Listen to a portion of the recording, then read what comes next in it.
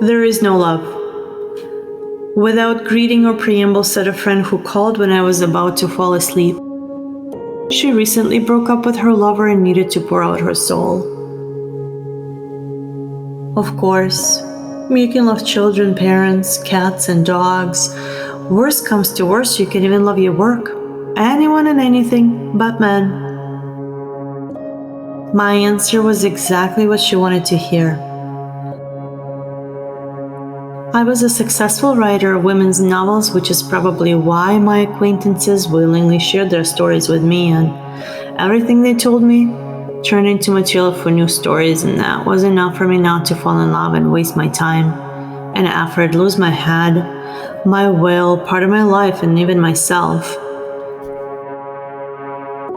I realized a long time ago that love is not profitable. It'll drain you, most definitely distract you from the main thing, and I couldn't afford that.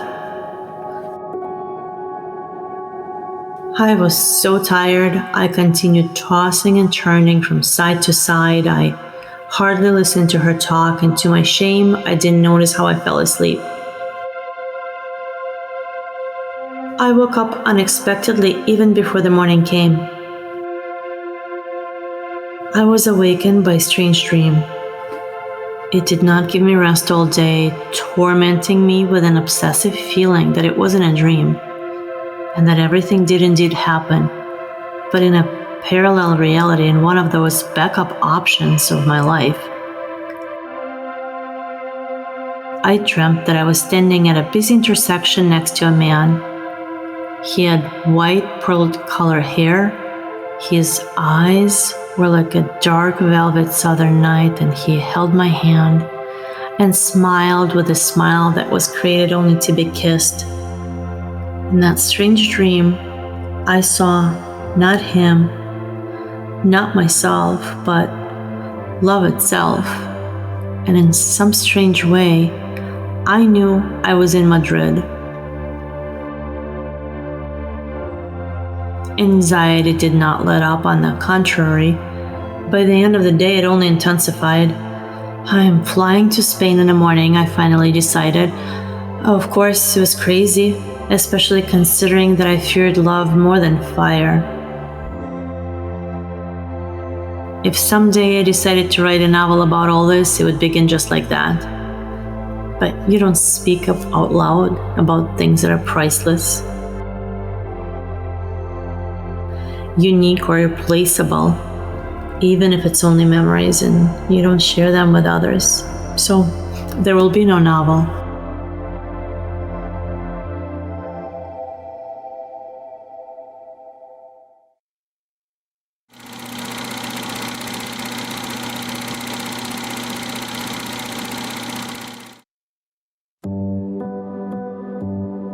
Madrid was suffocating in July's heat. I too was suffocating, but still I manically and tirelessly continued to wander the streets, and only sometimes escaping in the shade of summer cafes. On a second day at noon, I saw the man from my dream. It was you. We stood on the opposite sides of intersection waiting for the green light to turn, and finally you moved towards me. Obeying an unknown attraction, you looked at me and smiled, as if you immediately recognized me too. I caught up with you and stopped. You stopped too. It was the moment of truth. The cars started moving. They circled us, honking furiously, cursing from their windows. You picked me up, maneuvering brought me to the sidewalk. Should we have coffee? I suggested. I was afraid that you would leave and we would never meet again, that I would never find out what is happening and how and why you materializing from my dream. You didn't leave. You nodded and you took my hand, and in any other case it would just seem so unnatural and premature, but in that moment your gesture was like an agreed upon sign, confirming our authenticity to each other. We sat in a cafe and talked incessantly until we were made to understand it was time to leave. Then we reached my hotel and went up to my room, which was also so natural.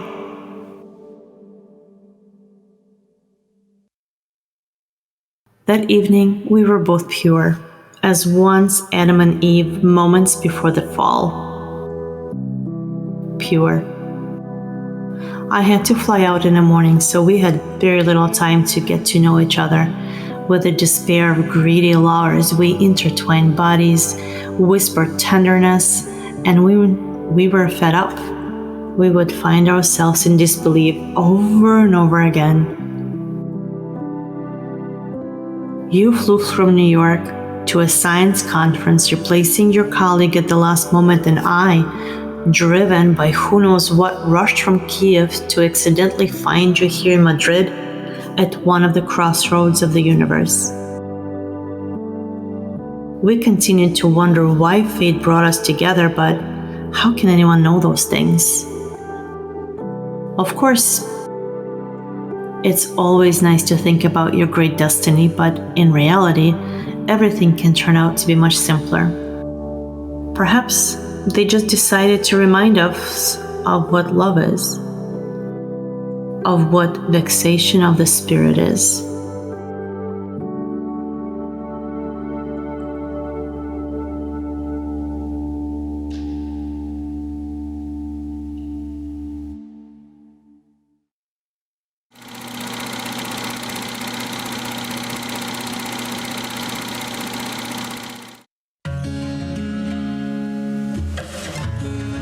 At every opportunity, we called and wrote to each other.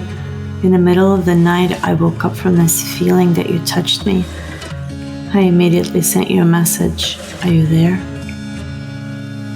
And immediately received an answer. Yes, thinking of you. To learn about the details of my day, you would wait for me to return from the publisher or to be released after a meeting with readers. After asking about everything, you talked about your day. Every little thing that touched each one of us was important. I, a distrustful person, shared my thoughts and my feelings for the first time, and it was so unexpected but so wonderful. You were my perfect man, my invisible oneself. Your presence was felt day and night, nonstop. You were in my heart, you were in my thoughts, and at some point it began to seem to me like I loved you, even when I wasn't in this world yet. You are right. We did indeed win the cosmological lottery. But for the sake of objectivity, I must admit that every couple in love wins similar lottery. Now, after meeting you, I knew for sure that in this world there is no other real miracle except for love. Absolutely everyone dreams of it, the poor, the rich, the old, the young, the healthy and the sick. Yes, they dream. But once they get it, they oftentimes can't retain it. But when it came to us, I wasn't worried because we were the chosen ones. And as a last resort, if something went wrong, you and your wisdom would fix everything. I was sure of it. You once said we met under mysterious circumstances by some cosmic call. Everything that happened to us perhaps is called the highest love, and we must do everything to keep it forever. These words, still like a mantra, resound in my head.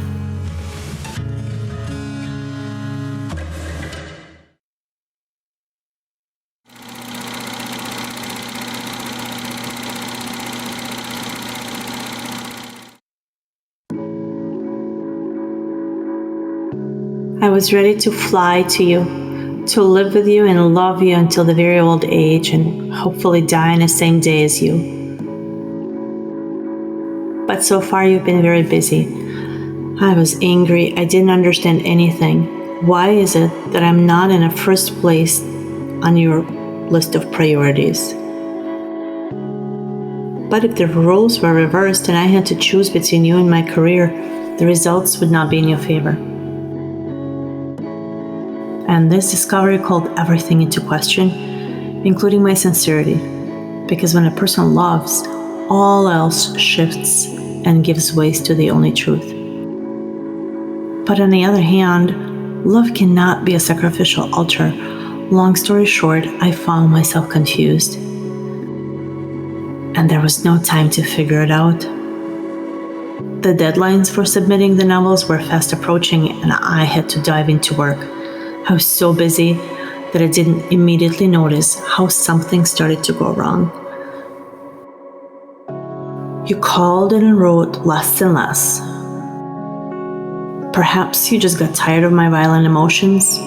Even in our virtual romance, at an imaginable distance, I threw tantrums. Then I crushed everything like an elephant in a china shop. And then I turned into female praying mantis and with immense love deprived you of the opportunity to live and breathe. I regret it, but at the end of the day, we only love the way we know how to.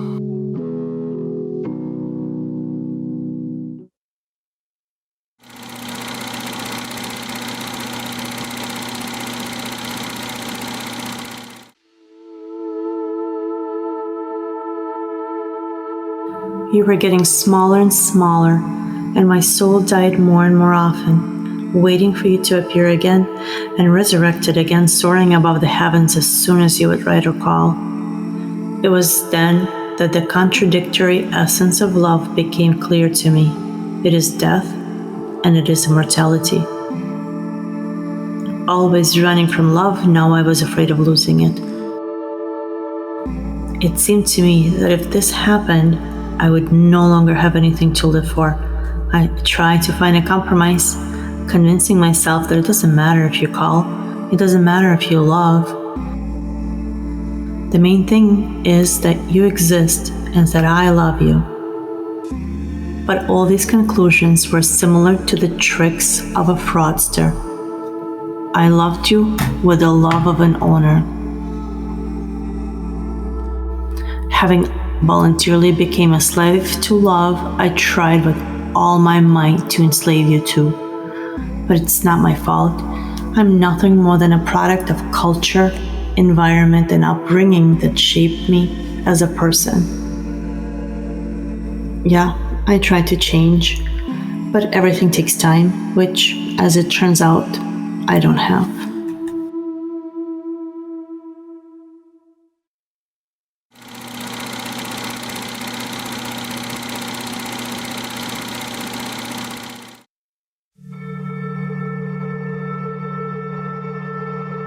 You stopped writing and calling a long time ago, and your touches no longer wake me up at night. You probably forgot about me.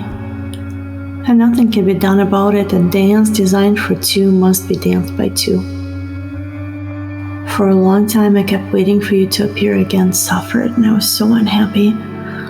But one day, I woke up and I was surprised to feel this weightlessness inside myself, this dependence on you was lifted. But along with it, a part of me seemed to have disappeared. And this weightlessness that turned out to be emptiness was very quickly filled with quiet sadness.